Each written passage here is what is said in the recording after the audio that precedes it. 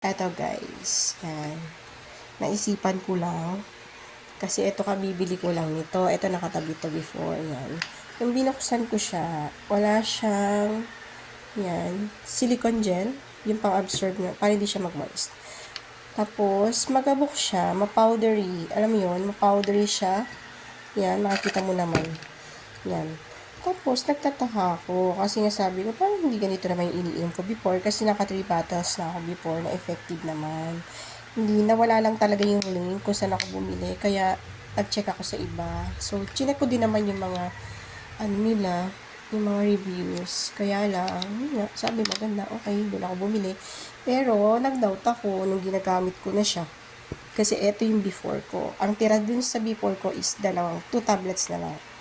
Hindi ko siya nainom. Nag-stop ako kasi nagkasakit ako. Matake yung asthma ko. Sabi ko, ang dami ko na iniinom. Stop ko muna. So, eto. Eto yung iniinom ko before kasi effective talaga siya sa akin. Siya is by Elicare. So, may nakalagay Elicare. Kung mapapansin nyo, yan. Diba? Ang laki ng difference ng kanilang bottle. This one is yung bago ko na doubt ako na legit kasi mas malaki yung bottle. Tapos ito, yung dati ko iniinom, si Elicare, Berry Harmony.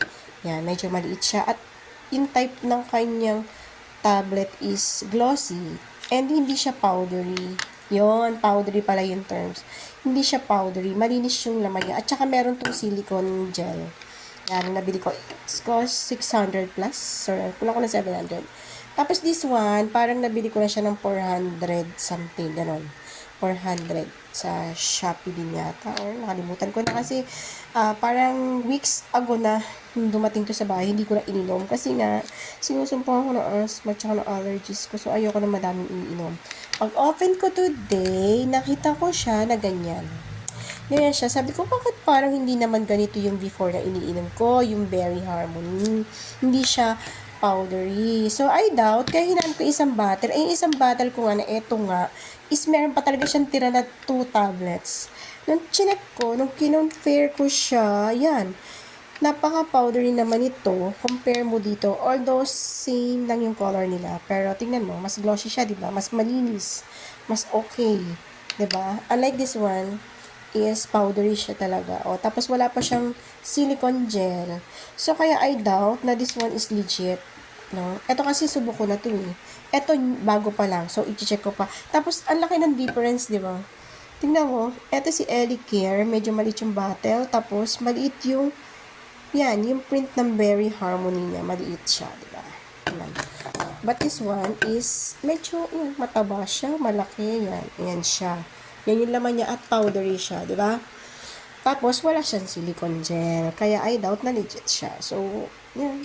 Kayo na lang yung humusga. Hindi ko din alam kung alin dyan original. Pero feeling ko talaga this one is original or legit. Kasi medyo mahal din yung pagkakabili ko dyan. Compare dito. Ito medyo mura. Yan. Okay. So, yun lang. Itatry ko pa rin. Iinumin. Kaya lang parang nagdadalawang isip na ako inumin ito. Kasi nga, 'di ba, yung legitimacy niya parang hindi siya hindi katulad ditong isa. Yan.